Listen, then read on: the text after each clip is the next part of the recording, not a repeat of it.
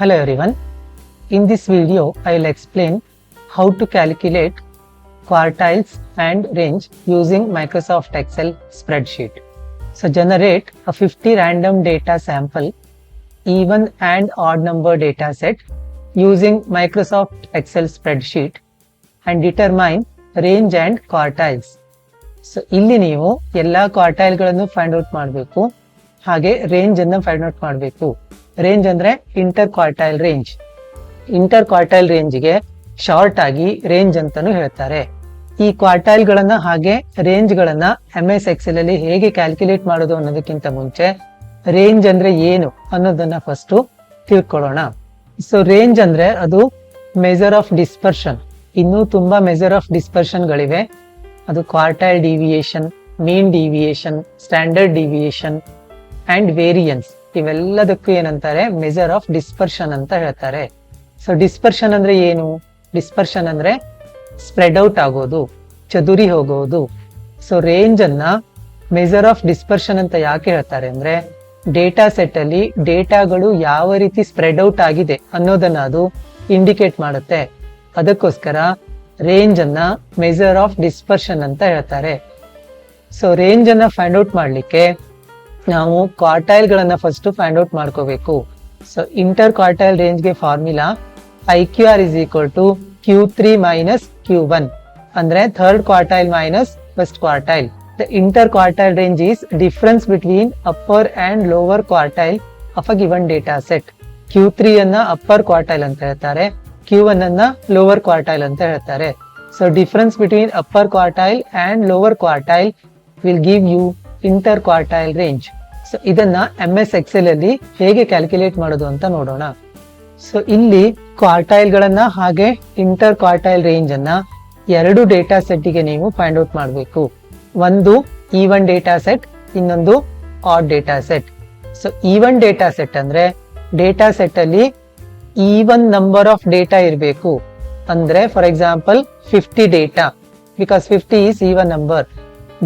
Data set ಅಲ್ಲಿ ಸಮ ಸಂಖ್ಯೆಯ ಡೇಟಾಗಳಿದ್ರೆ ಅದನ್ನ ಈವನ್ ಡೇಟಾ ಸೆಟ್ ಅಂತ ಹೇಳ್ತಾರೆ. ಆಡ್ ಡೇಟಾ ಸೆಟ್ ಅಲ್ಲಿ ಆಡ್ ನಂಬರ್ ಆಫ್ ಡೇಟಾಗಳು ಇರಬೇಕು. ಅಂದ್ರೆ ಡೇಟಾ ಸೆಟ್ ಅಲ್ಲಿ ಬೆಸ ಸಂಖ್ಯೆಯ ಡೇಟಾಗಳಿರ್ಬೇಕು. ಫಾರ್ ಎಕ್ಸಾಂಪಲ್ 49, 49 ಡೇಟಾಗಳಿದ್ರೆ ಡೇಟಾ ಸೆಟ್ ಅಲ್ಲಿ ಅದನ್ನ ಆಡ್ ಡೇಟಾ ಸೆಟ್ ಅಂತ ಹೇಳ್ತಾರೆ. ಸೊ ಇವಾಗ ಇಲ್ಲಿ ನೀವು ಈ ಎಕ್ಸರ್ಸೈಸ್ ಅಲ್ಲಿ ಕಂಪಲ್ಸರಿ ಆಗಿ ರ್ಯಾಂಡ್ ಬಿಟ್ವೀನ್ ಫಾರ್ಮುಲಾ ಯೂಸ್ ಮಾಡಿ ಡೇಟಾಗಳನ್ನ ಜನರೇಟ್ ಮಾಡ್ಕೋಬೇಕು. ಯಾಕೆಂದ್ರೆ ಜನರೇಟ್ 50 ರ್ಯಾಂಡಮ್ ಡೇಟಾ ಅಂತಾನೆ ಇಲ್ಲಿ ಮೆನ್ಷನ್ ಮಾಡಿದ್ದಾರೆ. So rand between formula even data ಸೆಟ್ಗೆ equal to rand between bracket open say in between 0 and 100. 0 ಮತ್ತೆ 100 ಮಧ್ಯ ಒಂದು ರ್ಯಾಂಡಮ್ ಡೇಟಾವನ್ನು ನಾನು ಜನರೇಟ್ ಮಾಡ್ಕೋತೇನೆ.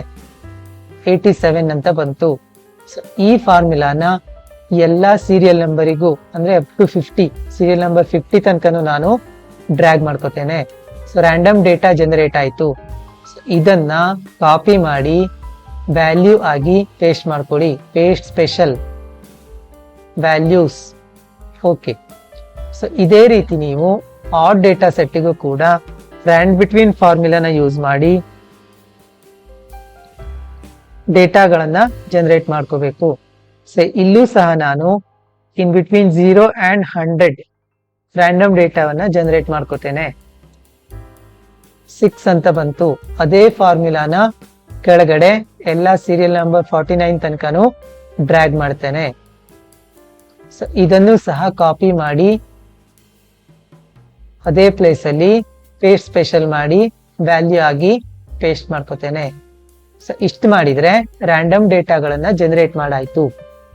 ಇವಾಗ ಇವೆರಡೂ ಡೇಟಾ ಸೆಟ್ಟಿಗೂ ನಾವು ಕ್ವಾರ್ಟೈಲ್ ಗಳನ್ನ ಹಾಗೆ ಇಂಟರ್ ಕ್ವಾರ್ಟೈಲ್ ರೇಂಜ್ ಅನ್ನ ಫೈಂಡ್ ಔಟ್ ಮಾಡಬೇಕು. ಸೊ ಅದನ್ನ ಫೈಂಡ್ ಔಟ್ ಮಾಡೋದಿಕ್ಕೆ ಈ ರೀತಿ ಇದೊಂದು ಟೇಬಲ್ ಅನ್ನ ಕ್ರಿಯೇಟ್ ಮಾಡ್ಕೊಳ್ಳಿ. Table of 3 columns. First column ಅಲ್ಲಿ ಕ್ವಾರ್ಟೈಲ್ಸ್, ಸೆಕೆಂಡ್ ಕಾಲಮ್ ಅಲ್ಲಿ quartile values for even data set, third column ಅಲ್ಲಿ quartile values for odd data set. So quartiles ಆ ಕಾಲಮ್ ಅಲ್ಲಿ ಎಲ್ಲಾ 3 ಕ್ವಾರ್ಟೈಲ್ ಗಳನ್ನ ಹಾಗೆ ಇಂಟರ್ ಕ್ವಾರ್ಟೈಲ್ ರೇಂಜ್ ಅನ್ನ ಬರ್ಕೊಳ್ಳಿ. ಫಸ್ಟ್ ಕ್ವಾರ್ಟೈಲ್ Q1, ಆಮೇಲೆ second quartile Q2, third quartile Q3, inter quartile range IQR, ನಾಲ್ಕನ್ನು ಇಲ್ಲಿ ಬರ್ಕೊಳ್ಳಿ. ಸೊ ಇವಾಗ ಕ್ವಾರ್ಟೈಲ್ ವ್ಯಾಲ್ಯೂಗಳನ್ನ ಫೈಂಡ್ ಔಟ್ ಮಾಡಬೇಕು. ಫಸ್ಟ್ ಕ್ವಾರ್ಟೈಲ್ ವ್ಯಾಲ್ಯೂ ಅನ್ನ ಫೈಂಡ್ ಔಟ್ ಮಾಡೋಣ. Equal to quartile formula equal to quartile bracket open, select all the data in the even data set because we are finding quartile values for even data set,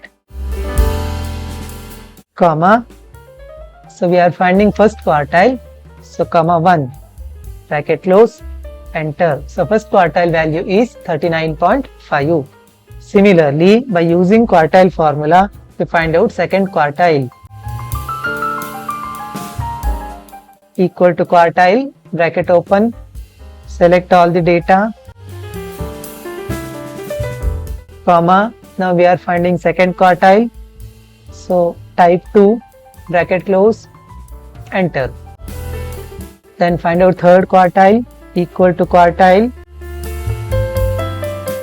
bracket open, select all the data in the even data set,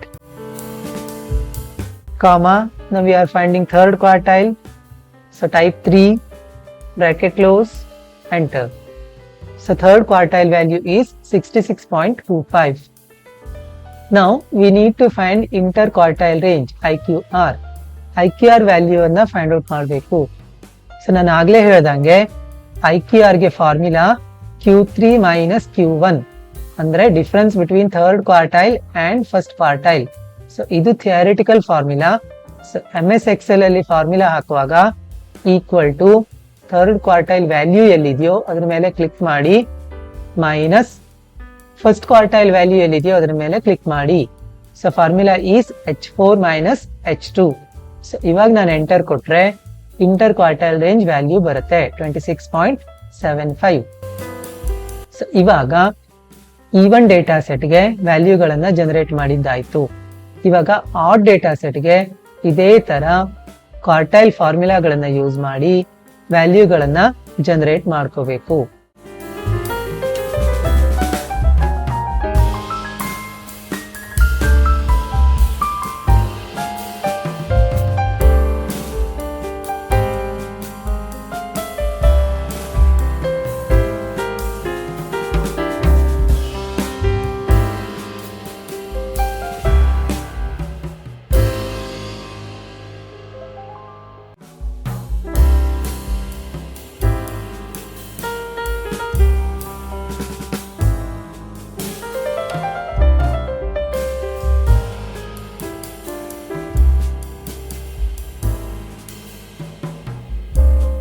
so ಇಲ್ಲಿ ಏನು observe ಮಾಡ್ಬೇಕು ಅಂದ್ರೆ inter quartile range ಇದರ value ಜಾಸ್ತಿ ಬಂದಂಗೆ data set ಹೆಚ್ಚಿಗೆ spread out ಆಗಿದೆ ಅಂತ ಅರ್ಥ. ಅಂದ್ರೆ ಡೇಟಾ ಸೆಟ್ ಅಲ್ಲಿ ವ್ಯಾಲ್ಯೂಗಳು ತುಂಬಾ ದೂರದಲ್ಲಿವೆ ಅಂತ ಅರ್ಥ. ಹಾಗೇನೆ IQR ವ್ಯಾಲ್ಯೂ ಕಡಿಮೆ ಬಂದ್ರೆ ಅದರ ಅರ್ಥ ಏನು, ಡೇಟಾ ಸೆಟ್ ಅಲ್ಲಿ ಡೇಟಾ ವ್ಯಾಲ್ಯೂಗಳು ತುಂಬಾ ಹತ್ತಿರದಲ್ಲಿ ಇವೆ ಅಂತ ಅರ್ಥ. ಅಂದ್ರೆ ಸ್ಪ್ರೆಡ್ ಔಟ್ ಕಡಿಮೆ ಆಗಿದೆ. So this type of inferences you can draw by using this particular exercise. Okay, that's all in this video. Thank you.